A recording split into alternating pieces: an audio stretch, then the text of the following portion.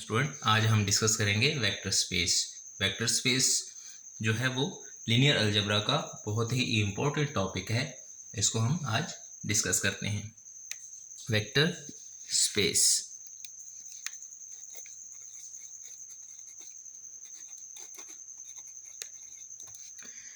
Define करते हैं। Vector space क्या होता है?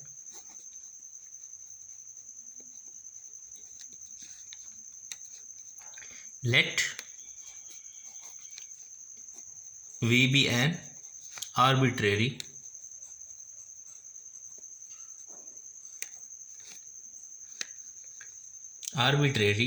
non-empty set of objects। V हमारे पास कोई नॉन एम्प्टी सेट है on which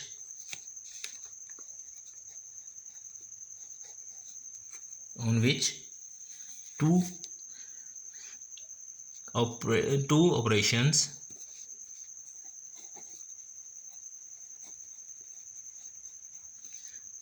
operations are defined। उस पर हम क्या करते हैं? दो ऑपरेशन डिफाइन करते हैं। कौन से? Addition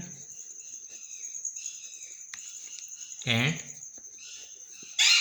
multiplication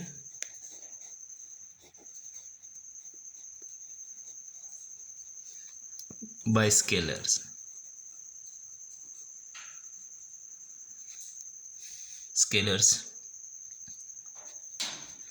If the following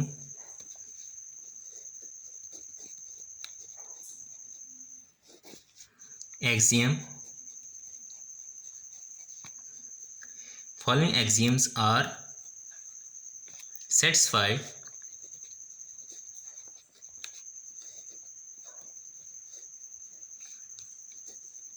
by all objects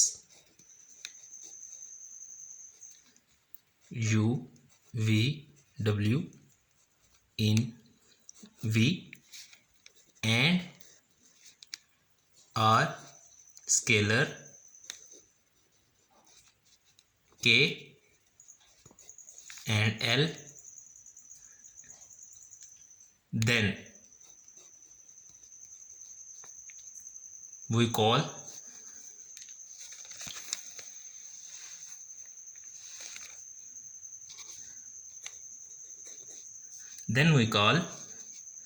V a vector space.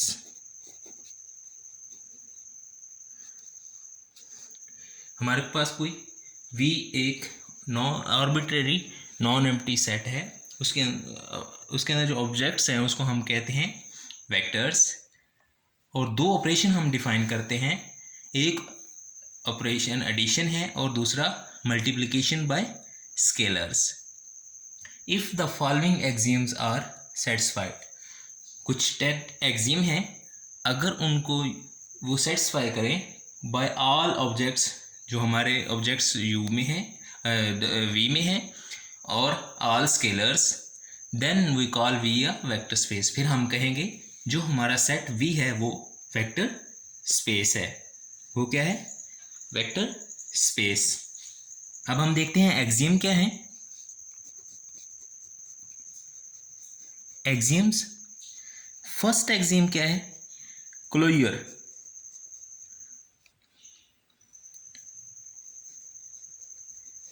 Closure property. First axiom है closure property for any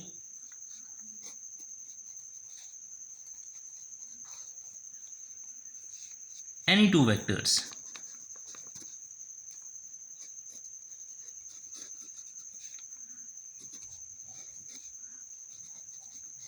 u and v belong to v। v में से अगर हम कोई दो वेक्टर ले तो क्या इंप्लाई करें? अगर हम उनको ऐड करें, इंप्लाइज u प्लस v, तो वो भी v को बिलोंग करें। दो वेक्टर ले हम, v में से उनको ऐड करें तो वो भी वी में बिलोंग करें। इसको हम कहते हैं क्लोजर प्रॉपर्टी।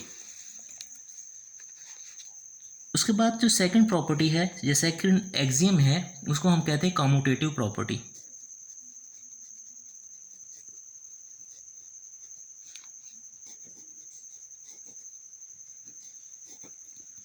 कम्यूटेटिव प्रॉपर्टी क्या है? For any to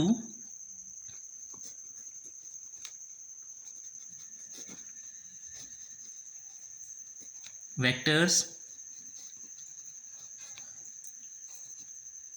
u and v in v में से हम कोई दो वेक्टर लें और u प्लस v करें तो इक्वल होना चाहिए v प्लस u के। इसको हम कहते हैं commutative property with respect to addition के लिहाज से हम इसको क्या कहते हैं? Commutative property. चाहे u को पहले रखें चाहे v को पहले रखें, आंसर सेम आना चाहिए। उसके बाद जो थर्ड प्रॉपर्टी है associative property. Associative property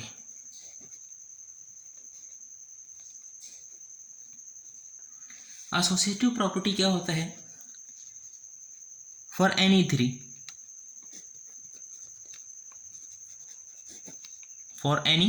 three vectors u v and w कहाँ से आने चाहिए? v में से। तो क्या हो? u plus v plus w, v और u को ऐड करके फिर v और w को ऐड करें, फिर u में ऐड करें, ये इक्वल होना चाहिए u प्लस v करें, फिर हम उसमें w ऐड करें। तो ये दोनों सूरतों में इक्वल होना चाहिए। तो इसको हम कहते हैं एसोसिएटिव प्रॉपर्टी या एसोसिएटिव लॉ भी कहते हैं। उसके बाद फोर्थ प्रॉपर्टी है। फोर्थ प्रॉपर्टी क्या है? Additive identity. एडिटिव आइडेंटिटी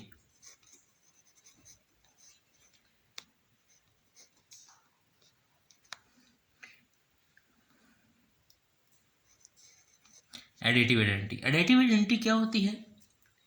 कि हम कोई वेक्टर लें, u में से कोई v में से कोई हम वेक्टर लें और there exist a zero vector, कोई हमें जीरो वेक्टर ऐसा v में से मिल जाए या कोई हमें ऐसा वेक्टर v में से मिल जाए जिसको हम u में ऐड करें तो हमें रिजल्टेंट u ही मिले। तो रिजल्टेंट u ही मिले तो उस नंबर को हम कहते हैं एडिटिव आइडेंटिटी। क्या मतलब? हम v में से कोई वेक्टर लें और v में से ही हमें कोई ऐसा वेक्टर मिल जाए जिसको हम उस जो पहले वेक्टर हमने u लिया है उसमें ऐड करें तो रिजल्टेंट हमें क्या मिले? u ही मिल जाए। तो उसको हम कहते हैं एडिटिव आइडेंटिटी। यानी उसने उस u पे कोई असर नहीं डाला, कोई असरअंदाज नहीं हुआ, कोई चेंज नहीं किया। क्या है? For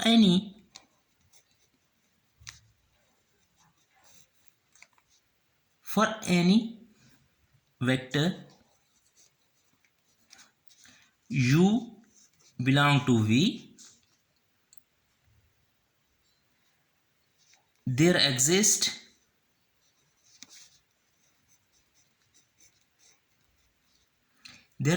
a zero vector such that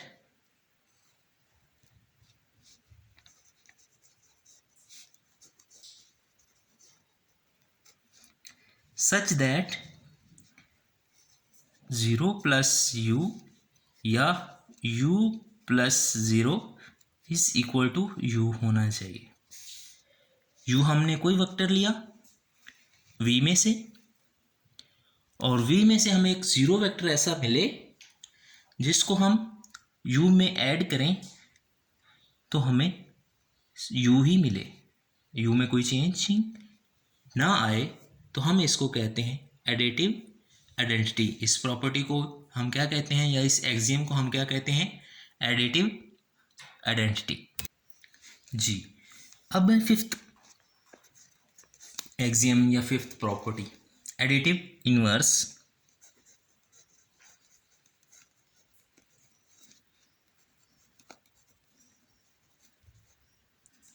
additive inverse क्या है कि u में से हम v, जो हमारा वेक्टर है, सेट है वेक्टर्स का, उसमें से हम कोई भी वेक्टर ले और हमें v में एक ऐसा वेक्टर भी मिल जाए जो हम उस वेक्टर u में ऐड करें तो हमें रिजल्टेंट क्या मिले, आइडेंटिटी मिल जाए, एडिटिव आइडेंटिटी मिल जाए, यानी कि जीरो वेक्टर मिल जाए, तो हम उसको क्या कहते हैं, एडिटिव इनवर्स। उस हमको क्या कहेंगे हम, additive inverse. For each vector,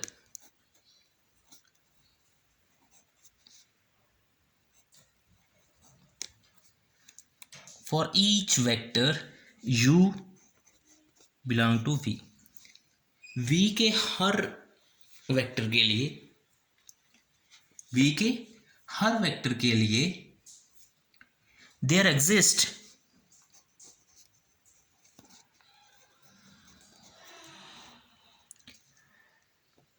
a vector u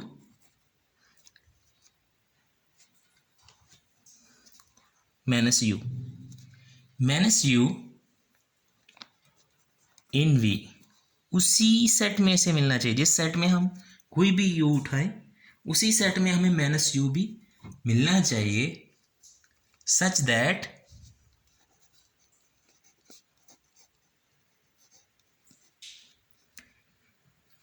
minus u plus u is equal to 0, u minus plus minus u, तो हम इसको u के साथ ऐड करें तो हमें 0 मिले।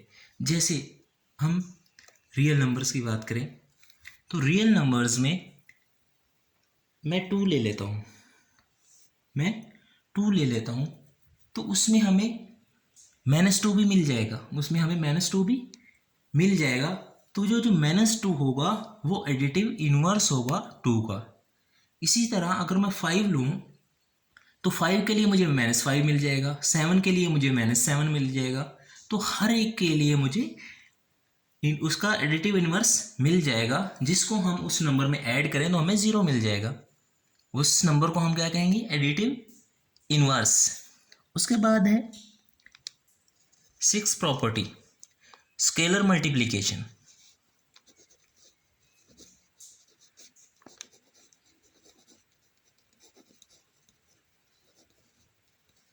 Scalar multiplication for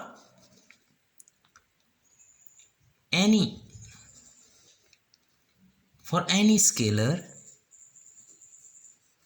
k and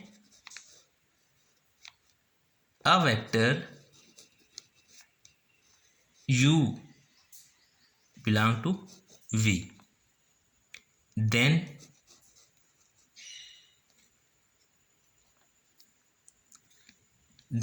क्या हो, k को जब मैं u से मल्टीप्लाई करूं तो हमें आंसर कहाँ मिलना चाहिए, v में से मिलना चाहिए। तो हमें आंसर v में मिलना चाहिए। कोई भी मैं k लूँ, कोई एनी k लूँ, नंबर लूँ, स्केलर लूँ, और कोई वेक्टर मैं उठाऊँ v में से, उसके साथ जब मैं k को मल्टीप्लाई करूँ तो जो हमें आंसर मिले वो भी v में होना चाहिए, तो इसको हम स्केलर मल्टीप्लिकेशन कहते हैं। उसके बाद है 7th प्रॉपर्टी, सेवन प्रॉपर्टी क्या है? डिस्ट्रीब्यूटिव लॉ, या डिस्ट्रीब्यूटिव लॉ आप नाम भी कहीं लेफ्ट डिस्ट्रीब्यूटिव लॉ है, तो हम कह सकते हैं फॉर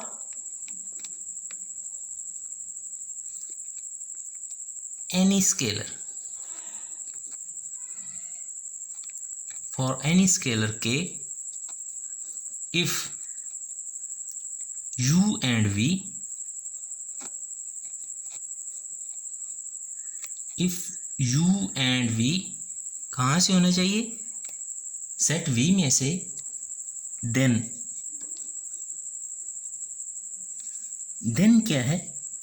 k को अगर मैं मल्टीप्लाई करूं u प्लस v के साथ, तो ये इक्वल होना चाहिए k u प्लस के वी के। ये है हमारी सेवन्थ प्रॉपर्टी। उसके बाद है एट प्रॉपर्टी। एट प्रॉपर्टी क्या है? For any scalars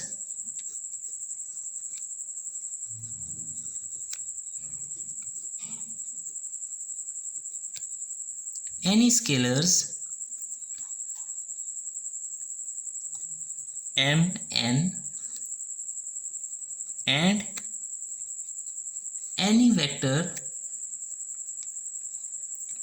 u belong to v, any vector u belong to v, then m plus n को मल्टीप्लाई करें हम u वेक्टर के साथ, तो क्या हमें मिलना चाहिए?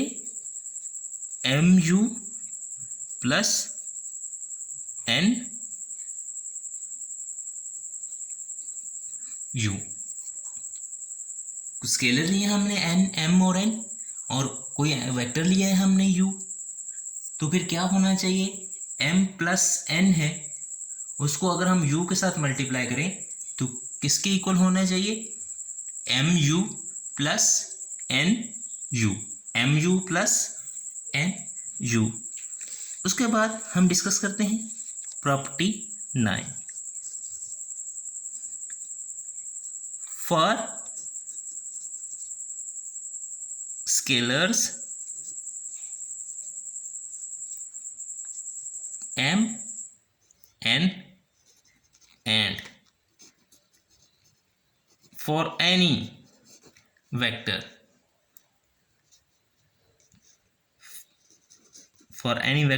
u कहाँ से u हो? v सेट में से। फिर क्या होना चाहिए कि m n u इक्वल होना चाहिए m n और u के, और इक्वल होना चाहिए n m u के। यह है हमारी प्रॉपर्टी नंबर 9। अब लास्ट प्रॉपर्टी क्या है? ये लास्ट एक्सियम क्या है? फॉर एनी वेक्टर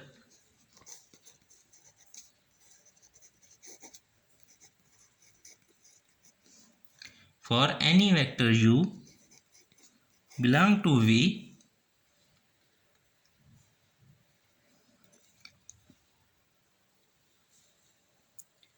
क्या होना चाहिए? v 1 को मल्टीप्लाई करें हम u से, u के इक्वल आना चाहिए, u के इक्वल आना चाहिए। तब हम इस वन को क्या कहेंगे? वेयर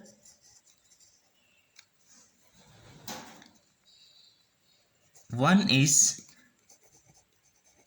multiplicative identity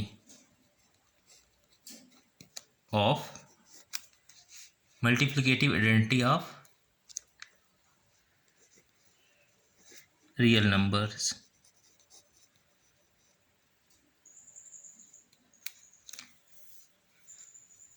तो इसको हम, अगर ये सारी प्रॉपर्टीज को सेटिस्फाई करें, तो इसको हम कहते हैं वेक्टर स्पेस, इस सेट वी को हम क्या कहते हैं, वेक्टर स्पेस।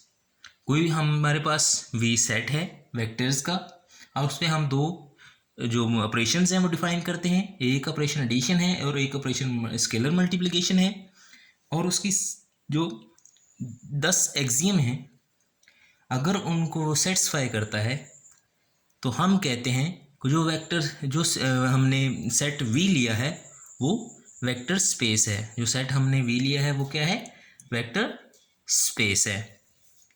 अब हम डिस्कस करते हैं सब स्पेस। सब स्पेस क्या होती है?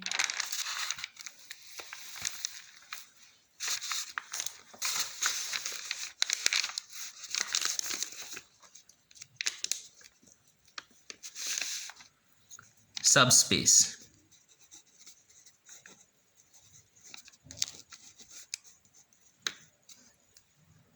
सब स्पेस क्या है? Let W be a subset of vector space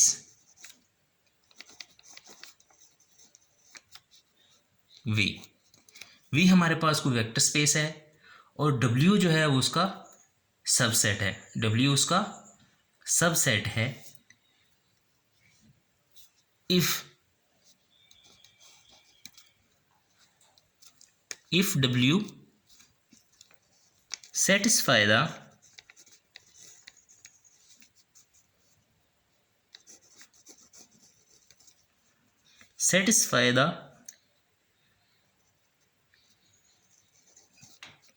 all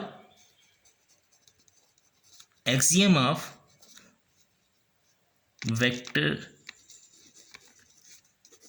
space V, then W is called subspace of vector space V। इसका क्या मतलब है कि कोई हमारे पास एक वेक्टर स्पेस V है, उसका हम कोई सबसेट लें, अगर वो सबसेट वही 10 प्रॉपर्टीज वही 10 एक्सियम्स को सेटिस्फाई करता है जो वेक्टर स्पेस V सेटिस्फाई करता है, जिनको वेक्टर स्पेस V सेटिस्फाई करता है, उन्हीं 10 एक्सियम को अगर हमारा सबसेट W सेटिस्फाई करे, तब हम कहेंगे ये जो W है हमारा वो सब स्पेस है of a vector space V। Next हम लेक्चर में हम इसकी एग्जाम्पल डिस्कस करेंगे। ओके, थैंक्स, अल्लाह हाफ़िज़।